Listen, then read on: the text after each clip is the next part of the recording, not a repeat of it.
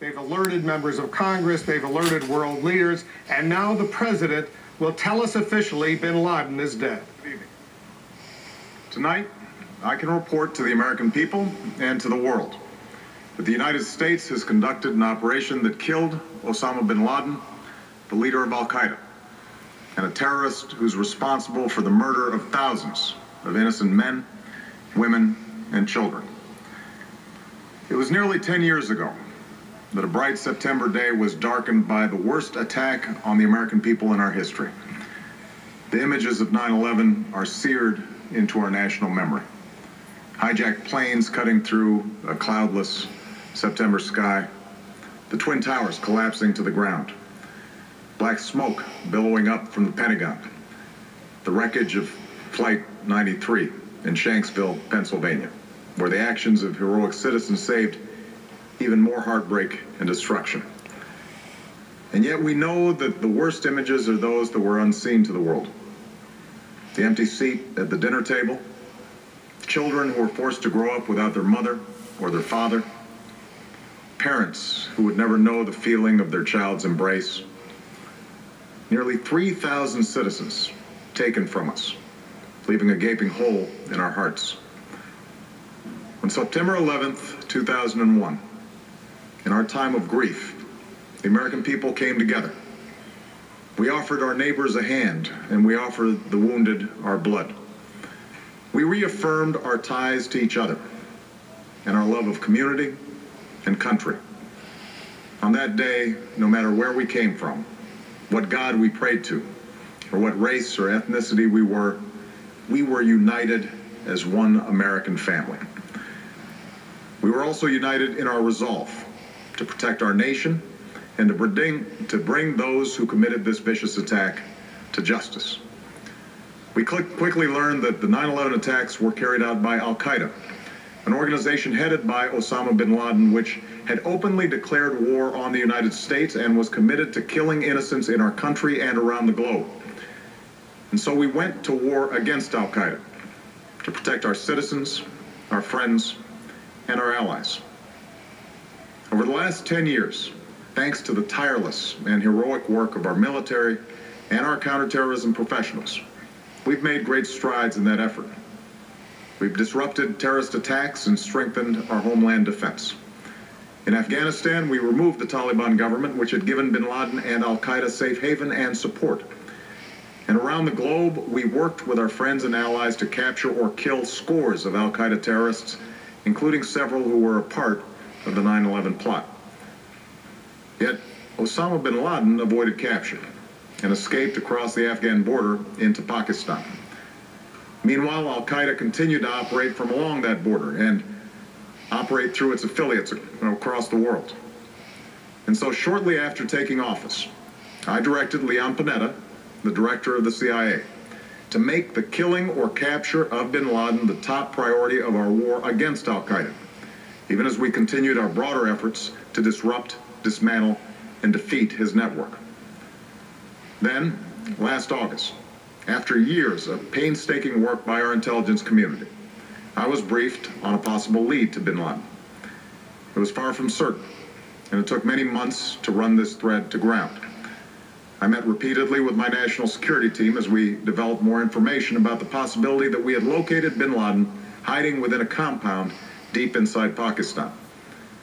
And finally, last week, I determined that we had enough intelligence to take action and authorized an operation to get Osama bin Laden and bring him to justice. Today, at my direction, the United States launched a targeted operation against that compound in Abbottabad, Pakistan. A small team of Americans carried out the operation with extraordinary courage and capability. No Americans were harmed. They took care to avoid civilian casualties. After a firefight, they killed Osama bin Laden and took custody of his body. For over 2 decades, bin Laden has been Al-Qaeda's leader and symbol, and has continued to plot attacks against our country and our friends and allies. The death of bin Laden marks the most significant achievement to date in our nation's effort to defeat Al-Qaeda. Yet his death does not mark the end of our effort. There's no doubt that al-Qaeda will continue to pursue attacks against us.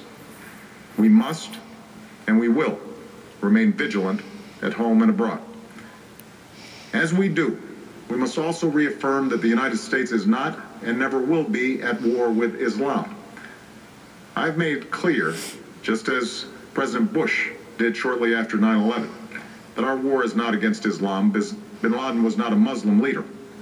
He was a mass murderer of Muslims. Indeed, al-Qaeda has slaughtered scores of Muslims in many countries, including our own. So his demise should be welcomed by all who believe in peace and human dignity. Over the years, I've repeatedly made clear that we would take action within Pakistan if we knew where bin Laden was. That is what we've done. But it's important to note that our counterterrorism cooperation with Pakistan helped lead us to bin Laden and the compound where he was hiding.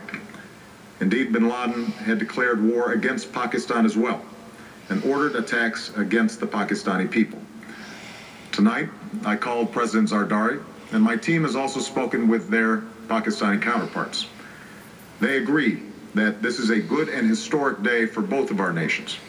And going forward, it is essential that Pakistan continue to join us in the fight against al-Qaeda and its affiliates. The American people did not choose this fight.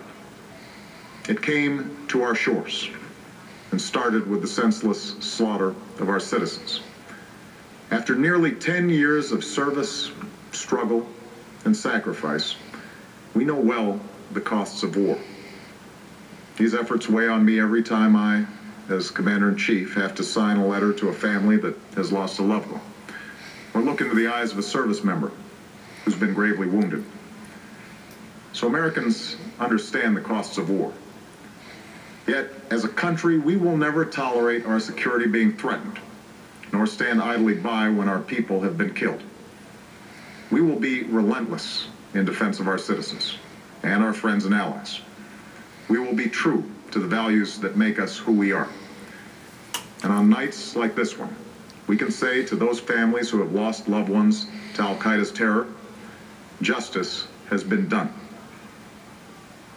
Tonight, we give thanks to the countless intelligence and counterterrorism professionals who've worked tirelessly to achieve this outcome.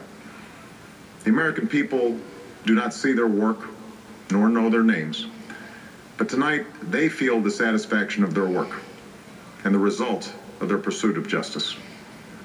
We give thanks for the men who carried out this operation, for they exemplify the professionalism, patriotism, and unparalleled courage of those who serve our country. And they are part of a generation that has borne the heaviest share of the burden since that September day. Finally, let me say to the families who lost loved ones on 9/11 that we have never forgotten your loss, nor wavered in our commitment to see that we do whatever it takes to prevent another attack on our shores.